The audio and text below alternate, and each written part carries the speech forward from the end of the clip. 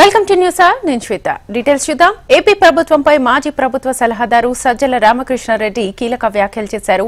వేధింపులు అంటే ఎలా ఉంటాయో ప్రభుత్వం తమకు నేర్పిస్తోందన్నారు. గుంటూరు జైలులో నందిగం సురేష్ ను పరామర్శించిన సజ్జల 7 నెలలుగా ప్రభుత్వం చేస్తున్న అరాచకాలను ఓపికగా భరిస్తున్నామని తెలిపారు. తమ ఓపికను చేతకానితనంగా భావించొద్దన్న ఆయన వైసీపీ అధికారంలోకి వచ్చాక తాము ఆగినా కార్యకర్తలు ఆగరంటూ వార్నింగ్ ఇచ్చారు.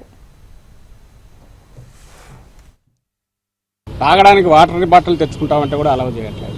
మినిమం ఫెసిలిటీస్ క్రియేట్ చేయట్లేదు. అలాగే 4 నెలలు భరిస్తూ వచ్చాడు.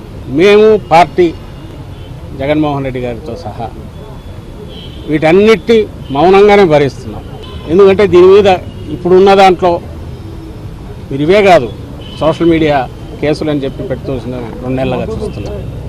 మామూలు కక్ష సాధింపు కాదు, దీన్ని తొక్కేయాలి, ఈ పార్టీ వైఎస్ఆర్సీపీ ఉనికి లేకుండా చేయాలి, బెదరగొట్టాలి, టెర్రర్ క్రియేట్ చేయాలనే పద్ధతిలో కేసుల మీద కేసులు పెడుతున్నారు. పీటీ వారెంట్లను తిప్పుతున్నారు. మా వాళ్ళను ఇప్పుడు సోషల్ మీడియా యాక్టివిస్ట్ రాత్రులు తీసుకెళ్ళడము, శ్రీకాకుళం నుంచి తడ తీసుకెళ్తారు, తడ నుంచి ఇంకో దగ్గరికి తీసుకెళ్తున్నారు. హెరాస్మెంట్ అంటే ఎట్లుంటుంది, ఇదిగో ఇట్లా ఉండాలి అని కూడా మాకు నేర్పిస్తున్నారు. భవిష్యత్తులో వీళ్ళని ఒక్కొక్కరిని ఏం చేయాలి, ఎట్లా చేయాలి రాసి పెట్టుకొని అనేది మాకు నేర్పిస్తున్నారు. మౌనంగా ఉన్నాము. ఇదంటే చేతకాక కాదు, గతంలో చేతకాక కాదు, ఫ్యూచర్లో కూడా చేయలేక కాదు. ప్రజలు మనకు అధికారం ఇచ్చింది, ప్రజలను చూసుకోవాలా.